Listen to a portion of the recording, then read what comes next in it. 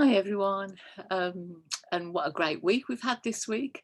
£28.5 lost in total, which is fantastic. So well done, everyone. Um, just to let you know as well, in the whole of February, the total loss between our two groups was 6 stone, £1.5, which is absolutely amazing. So well done to you all for doing that. That is absolutely brilliant. And considering that we're still in lockdown and we're still all struggling, I think that is really, really an amazing achievement. And this week we gave out some fantastic awards. I gave out all of these awards this week. I know that you can't see every one of them, but I will be popping in the details on this posting all the details of those.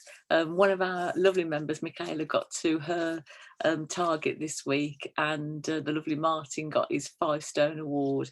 Becky got her 4.5 stone award, and there's other things here. But as I say, I'll be detailing those in um, the posting for this. And our slimmers of the week were in the 10 a.m. group, it was Martin, and in the 11 a.m. group, it was Alison this week. So they're our lovely slimmers of the week. And I did say in my WhatsApp message that I would be giving out a special award this week. Now, as you know, every few months Slimming World have their sort of special awards that are given to members within the group, and usually I'll be asking you to vote for that member, for the person or persons that you think are deserving of the award. But this particular award this week, you don't need to vote for, because there can only be one winner in each group, and that is the person who's lost the most weight. So in our 10 a.m. group, our greatest loser for 2021 was the fabulous Fiona. And Fiona has lost 7 stone, £9 to achieve that, which is absolutely amazing. So we all celebrated with Fiona this morning. And one of the questions that I put to her was, how did she keep going? There must be times when, we all get it, don't we, when we feel we just want something, and we want to head for that comfort food again. And so I asked her how she dealt with that, and what she said was that she just kept thinking about the amount of weight that she'd lost, and the difference that it had made to her life. And it's made an amazing difference to her, and to her health and well-being. Yeah, and she just got up and sort of distracted herself, basically, and just kept that in her mind as well, and that really, really helped her. And the other thing that she said really helped her was the fact that she varies her food, she makes it interesting, she tries different things all the time, and keeps it very, very interesting, so she's never getting bored with it. So some great tips from her, which was fantastic. And in our 11 a.m. group, our lovely greatest loser for 2021 was the beautiful Naz. So well done to Naz as well. And Naz has lost 1 stone, £11 in total. And she's done an amazing job. She's really struggled through lockdown. Felt really, it's been quite a difficult time for her, but she's absolutely been able to maintain that weight loss, which has been fantastic. Yeah, she says that what really keeps her motivated and going is knowing that I'm there to support her, but also the support of the rest of the group. So that was fantastic. So well done to both of them. It's a really, really fantastic achievement for them. So it's always lovely to have those little celebrations in group, isn't it? But I know that some of you are still really struggling, and a few of you were saying that you felt that you'd really lost your mojo at the moment. So while we've got some of you who are really sort of motoring ahead and keeping going with it, there are some people, and I include myself in this, because I'm at the top end of my target bubble at the moment, and I'd much rather be towards the lower end. And they're really struggling to sort of, I don't know, feeling that they've lost their mojo. And it got me thinking about it after we finished group today, about how that makes us feel, and it really makes you feel like you're doing the best that you can, you're sticking to plan, but it's just not going anywhere. And I think sometimes we have to sort of try and unravel that and think about what is it that we're actually doing, and what will help us to get that sort of motivation back again and that inspiration back again.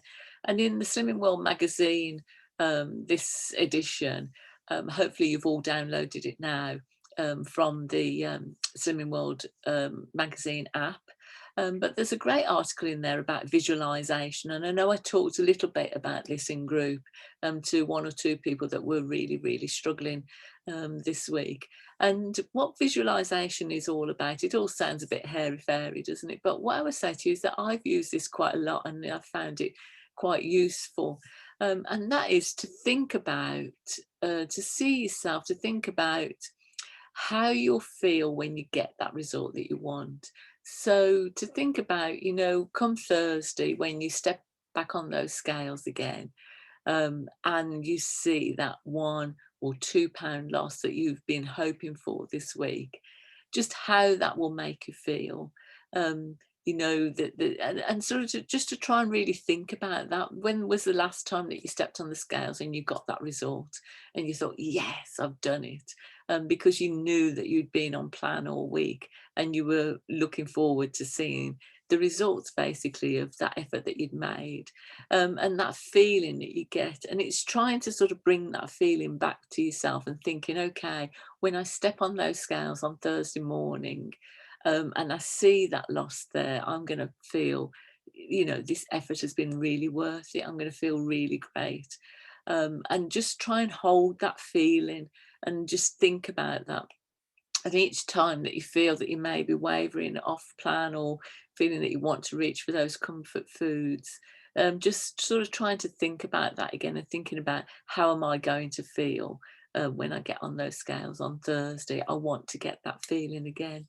The other thing that you can use visualization for as well is when you're going to be facing difficult times. So I know for some of you, a difficult time is in the evening. And what I would say to you is plan for that. So think about, saving up some of your sins maybe, so that you can look forward to a treat that you're going to have in the evening. It may be that you've made yourself a nice dessert. I know Maria, our new member, was saying that she'd made a banoffee pie this week. So it may be that you're looking forward to something like that you're going to be using some of your sins on. Or it may be that you've done yourself a sin bag, where you pop in, you decide how many sins you're going to use. So it might be 10 sins, and therefore you make yourself a little bag up with 10 sins worth of treats. And you've got those to look forward to, perhaps with a cup of tea after you've had your evening meal, or a bit later on when you're sitting down, kids are in bed, or you've done all your chores and you've got time to relax. It may be that the afternoon's a difficult time for you because you're getting a bit bored, you're just sort of mooching around looking for something, and then save something for then, or make yourself something to have then. Some of the things that I do are the little jars, with I use some of my healthy extra B sometimes, use grape nuts, which if you put those in the bottom of the jar and put some yogurt on top, it makes a sort of cheesecakey type base for whatever you put on the top. And I make myself a couple of those and keep them in the fridge so that I can just go and have them when I'm feeling like I want something sweet, or do the little jelly pots, something like that. But it's planning for those times, isn't it? So that you're ahead of it and thinking about, when you're wanting to reach for something, think, how am I feeling at that time? Is it boredom? Has something just happened? Have I had a row with one of the kids? Or, is it something that's going on at work that's driving me mad? What is it that you're feeling at that time when you're feeling that you want to reach for those high sin things that are going to be taking you off plan?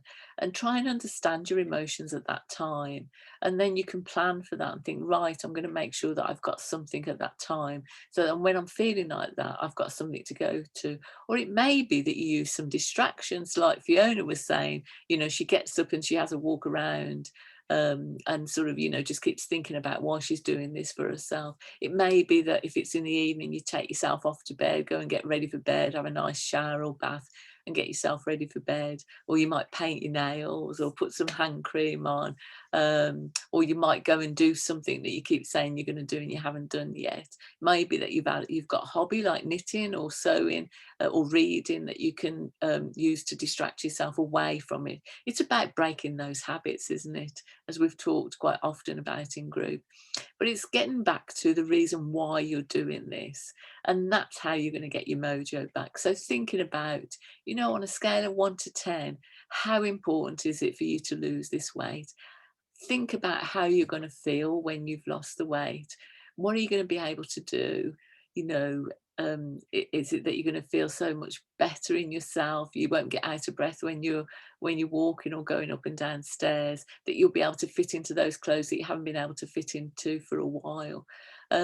Just thinking about those sort of things. Maybe have some things around. It might be a photograph that made you come to Slimming World because you didn't like what you see, or it may be a photograph that you're aiming to achieve. It's when you were at a you know, at a slimmer weight and you'd like to get back to that again. It may be a piece of clothing that you want to be able to get back into. So having those sort of reminders there are always good motivation as well, aren't they? So try what is best for you. Have a think about it. Write down how you're feeling and the reasons why you want to do this, and then make a plan for this coming week.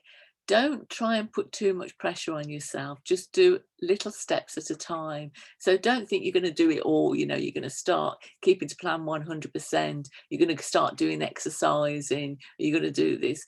Just take one step at a time and think, right, this week, what I'm going to do is I'm going to keep to plan 100% and just take it one day at a time and think, right, I'm going to get through today, plan your day, think about what you're going to do, and then when you've done it, give yourself a big pat on the back for achieving that, and then start the next day and work it through like that, and keep thinking about what you want to see on those scales at the end of the week and how much better you're going to feel for it. And have a great week, everyone. Enjoy the week, and I'll look forward to seeing you next week. Bye for now. Bye.